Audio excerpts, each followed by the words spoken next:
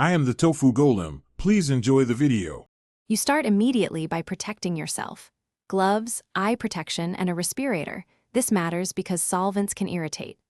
Once done, wash and dry the surface to remove grit that will scratch. You want to identify the paint. If it rubs off with soap or alcohol, it's likely water-based.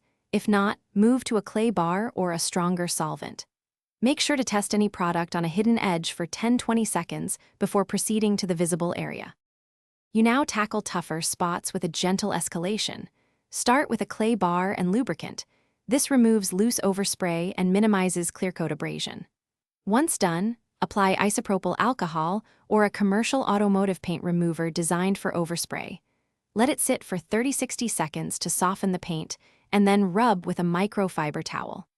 If paint stays, use a plastic razor at low angle to lift it. Avoid metal tools because they can. You finish by removing residues. Use a mild rubbing compound to restore gloss, then follow with polish and apply wax or a paint sealant to protect the clear coat. Once done, inspect the area in morning or direct light to catch any haze or micro scratches. If you see dullness, refine with a finer polish or a dual-action polisher. This corrects swirl marks without burning the paint.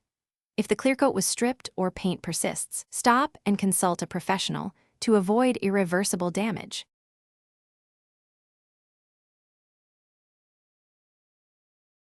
Thanks for watching. Consider subscribing if we helped you today.